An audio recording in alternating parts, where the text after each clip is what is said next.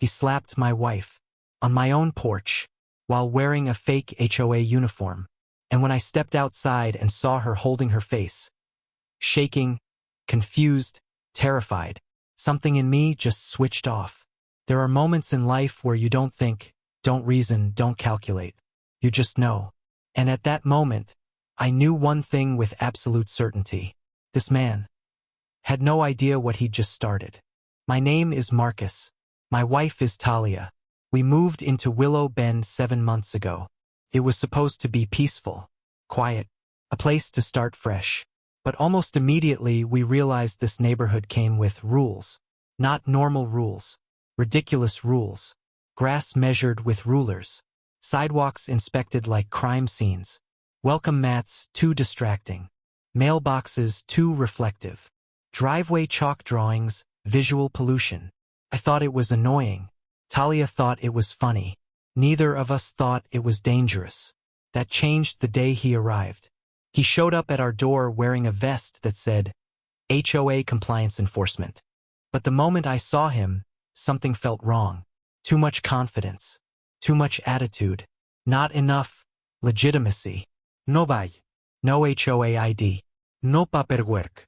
No reason. Just a smirk and an ego. He claimed there were irregularities with our property. When we asked what those irregularities were, he shrugged and said, "You'll find out." He tried to enter the house. Talia blocked him. He left. That should have been the end of it. But it wasn't. He kept coming back. Every week. Every few days. Sometimes twice in a single day. Knocking became banging. Banging became threats. Threats became tapping on our bedroom window at dawn. He always came when I was at work. Always demanded to be let inside for inspection. Always took a step closer than he needed to. Talia told him no every time. She told me every detail, but always added, "It's fine. I can handle him." I believed her, but I shouldn't have. It was a Saturday morning. Clear sky, birds, cool air, normal. I was in the garage tightening a loose shelf bracket. Talia stepped onto the porch to water her plants. She loved those plants, lavender, rosemary, little pots of succulents. She said they made the house feel alive. I heard her humming, watering and pouring softly. And then, a voice. A deep, irritated voice. His voice. "Move aside. I need access." Talia's tone snapped from calm to defensive. "You don't have any authority here." Then a louder line. A terrified, shaking line that froze my blood solid. "Don't touch me." Followed by a sharp, awful crack. A slap. I dropped my tools and sprinted out of the garage. As I rounded the corner, I saw Talia pressed against the wall, holding her cheek, eyes wide with shock. And standing in front of her, with his hand still half raised like he was proud of himself, was the fake HOA officer. He looked straight at me, smiled, and said, "Your wife is obstructing an inspection," like he was stating a parking violation, like this was an everyday procedure, like this wasn't assault. I didn't say a word, not one. I walked straight toward him, slowly, deliberately, every nerve in my body burning. He tried to puff up his chest, tried to talk, tried to smirk. Bad decisions, every one of them. When I reached him, I grabbed the front of his vest, faster than he expected, and drove him backward into the porch pillar. It wasn't to hurt him. It was to stop him, to pin him, to let him know the game was over. The sound of his back hitting the wood shut him up instantly. His confidence evaporated. His smirk dissolved. His breath hitched. His eyes darted past me, looking for an audience, a witness, someone to save him. No one moved, not even Talia. I leaned in and asked quietly, "You came onto my property? You touched my wife? You tried to force your way inside?" He didn't answer.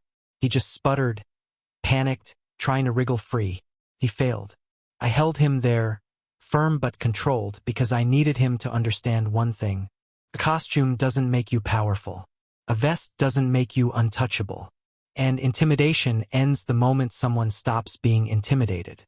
Neighbors began stepping outside. Phones came up. Whispers filled the street.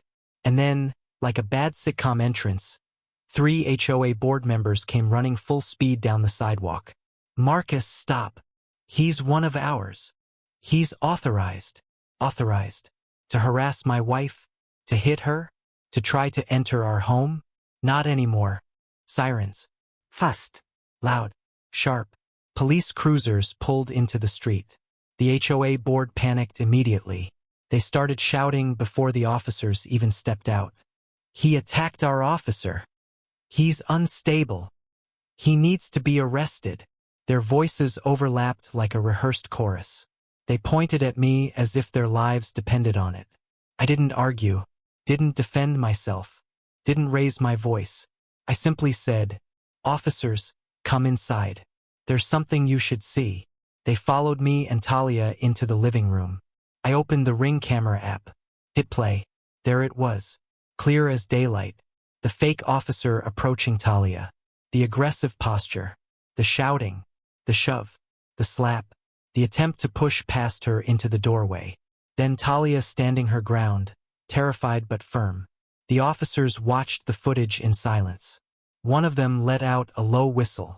Another shook his head like he couldn't believe what he was seeing. Finally, one muttered, "Well, that settles that."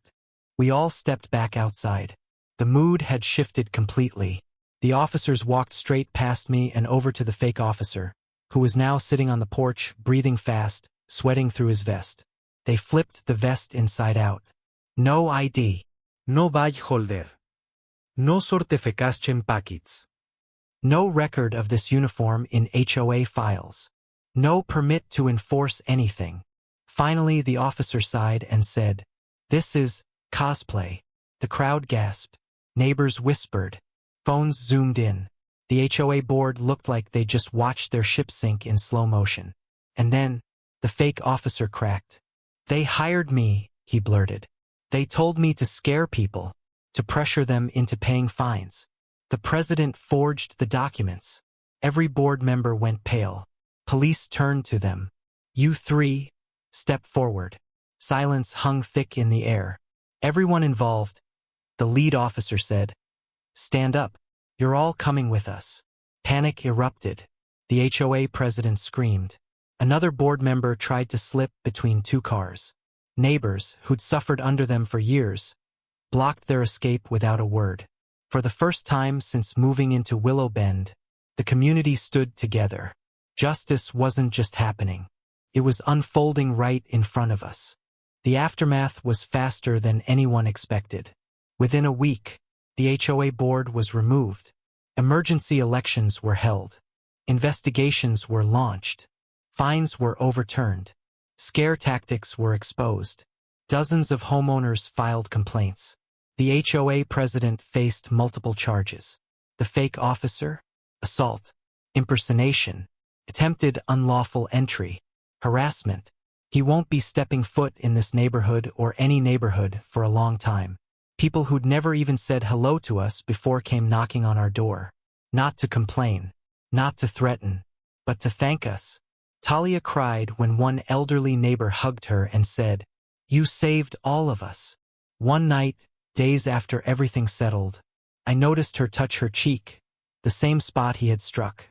A small, unspoken ache in her eyes. I walked over, placed my hand gently on hers, and made a promise that came from the deepest part of me. "No one touches you again. Not while I'm breathing." She smiled. Softly, safely. For the first time since moving in, our home finally felt like home. So tell me, if a man in a fake uniform slapped your spouse on your own porch and tried to force his way into your home, what would you have done? Because me, I did exactly what any husband would have done. Exactly what any protector would have done. Exactly what any person with a beating heart would have done. I stood up, and the whole neighborhood stood with me.